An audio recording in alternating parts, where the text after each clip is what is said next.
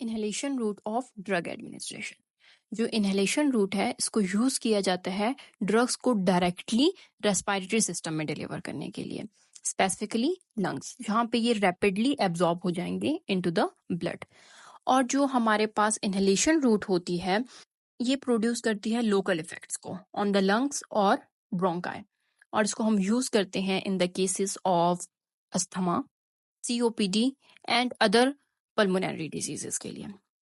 Rather than this, जो हमारे पास inhalation route है इसका हमारे पास लोकल इफेक्ट है और ये डायरेक्टली जो है वो साइट ऑफ एक्शन पे जाते हैं ड्रग्स।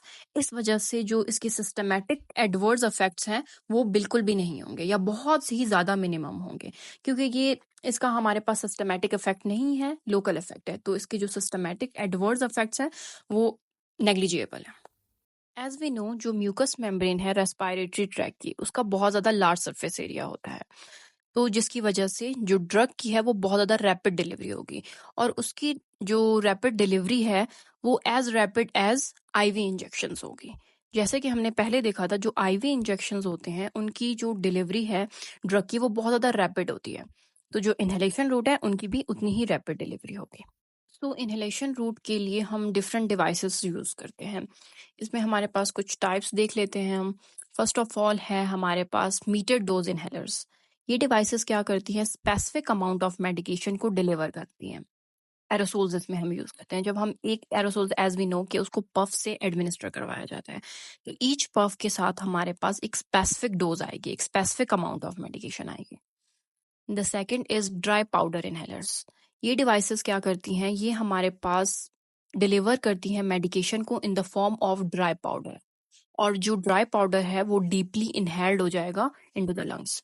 जैसे कि हमने देखा है जो ड्रग एडिक्ट्स पीपल्स होते हैं वो पाउडर्स को इनहेल कर रहे होते हैं, इन द सेम वे हम मेडिकेशन को डिलीवर करवाते हैं इनटू द लंग्स।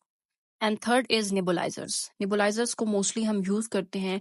ये डिवाइसेस क्या करती हैं, ये लिक्विड मेडिकेशंस को फाइन मिस्ट में कन्वर्ट करती हैं और फिर वो इनहेल्ड हो जाता है थ्रू द माउथ पीस। जैसे कि हमने देखा होगा निबुलाइजर्स के साथ माउथ पीस लगे होते हैं और द मास्क, तो उनसे जो वो हमारे पास फाइन मिस्ट हैं वो डिलीवर हो जाएंगे into the lungs. Let's see some important advantages of inhalation root.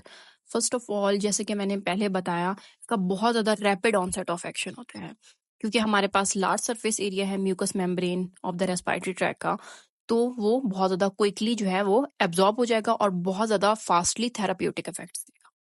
Second is direct delivery to the site of action. जैसे कि हमें पता है हम कहाँ पे ड्रग को डिलीवर कर रहे हैं, डायरेक्टली टू द लंग्स, तो डायरेक्ट डिलीवरी हो जाएगी साइट ऑफ एक्शन जहाँ पे हमें रिक्वायर्ड है और हमें बहुत ज़्यादा अच्छे रिजल्ट्स मिलेंगे। Third is local systematic side effects, क्योंकि जो ड्रग है वो डायरेक्टली जा रहा है कहाँ पे, लंग्स पे। बहुत ज़्यादा लोअर डोजेज हमें नीडेड होती हैं यहाँ पे डिलीवर करने के लिए, ज़्यादा डोजेज नहीं होंगी, तो जिसकी वजह से क्या होगा, जो सिस्टमैटिक एब्जॉर्प्शन है वो बहुत ज़्यादा कम हो जाएगी और साइड इफेक्ट्स भी कम हो जाएंगे। Now let's see some disadvantages of the inhalation route. First of all is device dependence. जैसे कि हमने टाइप्स में पढ़ा inhalation devices के, तो जो पेशेंट है वो डिवाइस पे डिपेंडेंट हो जाता है। फॉर एग्जांपल, अगर उससे डिवाइस गुम जाती है या वो कहीं ले जाना भूल जाता है तो उसकी ड्रग की डोज जो है वो मिस हो सकती है। इसके अलावा हर पेशेंट को डिवाइस यूज़ करना नहीं आता। किसी किसी पेशेंट्स के लिए डिवाइस यूज़ करना बहुत ज़्यादा चैलेंजिंग होता है, स्पेशली चिल्ड्रंस को नहीं आता, और जो एल्डरी पेशेंट्स होते हैं उनके लिए भी ये बहुत ज़्यादा चैलेंजिंग होता है। The second is particle size. जो साइज होता है पार्टिकल का, ड्रग पार्टिकल का, उसको बहुत ज़्यादा केयरफुली कंट्रोल करना पड़ता है। अगर वो केयरफुली कंट्रोल नहीं होगा तो जो हमारा टारगेटेड पार्ट है लंग्स का, वहां तक ड्रग रीच नहीं कर सकेगी। The third is irritation. कुछ पेशेंट्स जो होते हैं उनको इरिटेशन हो सकती है रेस्पिरेटरी ट्रैक में जब वो इनहेलर्स को यूज करते हैं।